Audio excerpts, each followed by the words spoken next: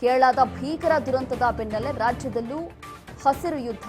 ವಯನಾಡು ಪ್ರಕೃತಿ ವಿಕೋಪ, ಮಲೆನಾಡಿನಲ್ಲಿ ಹೆಚ್ಚಾಗ್ತಾ ಇದೆ ಈಗ ಆತಂಕ. ಪಶ್ಚಿಮ ಘಟ್ಟಕ್ಕೆ ಕುತ್ತು ತರಲಿದೆ ಬೃಹತ್ ಸುರಂಗ ಮಾರ್ಗ ಯೋಜನೆ. ಘಾಟಿ ಒಡಲು ಸೀಳಲು ಮಲೆನಾಡಿಗರ ತೀವ್ರ ವಿರೋಧ ಈಗ ವ್ಯಕ್ತ ಆಗ್ತಾ ಇದೆ. ಪಶ್ಚಿಮ ಘಟ್ಟದ ಜೀವ ವೈವಿಧ್ಯದ ಒಡಲು ಸೀಳುವ ಯೋಜನೆ ಇದು. ಸಾವಿರಾರು ಕೋಟಿ ವೆಚ್ಚದ ಟನಲ್ ಬಗ್ಗೆ ಪರ ವಿರೋಧ ಚರ್ಚೆಗಳು ಈಗ ಆರಂಭ ಆಗಿದೆ.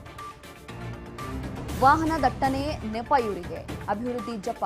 ಪಶ್ಚಿಮ ಘಟ್ಟಕ್ಕೆ ಈಗ ಕುತ್ತು ತರಬಹುದು. ಸೂಕ್ಷ್ಮ ಭೂಪ್ರದೇಶಗಳಲ್ಲಿ ಸುರಂಗ ಕೊರೆಯಬೇಕಾ ಅನ್ನೋ ಪ್ರಶ್ನೆ ಈಗ ಹುಟ್ಟುತ್ತಾ ಇದೆ. ಆಗುಂಬೆ ಸುರಂಗ ಯೋಜನೆ ಕೈಬಿಡುವಂತೆ ತೀವ್ರವಾಗಿ ಆಗ್ರಹ ಈಗ ವ್ಯಕ್ತವಾಗ್ತಾ ಇದೆ.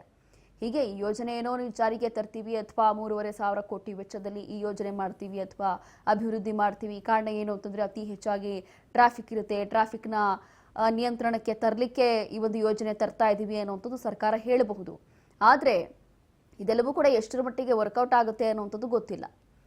ಆಗುಂಬೆ ಸುರಂಗ ಯೋಜನೆ ಏನಿದೆ ಇದನ್ನ ಕೈ ಬಿಡಿ ಅಂತ ಹೇಳಿ ಈಗ ಜನ ಆಗ್ರಹ ಮಾಡ್ತಿದ್ದಾರೆ. ಪರ ಹಾಗೂ ವಿರೋಧ ಎರಡೂ ಕಡೆ ಈಗ ಚರ್ಚೆ ಆಗ್ತಾ ಇದೆ.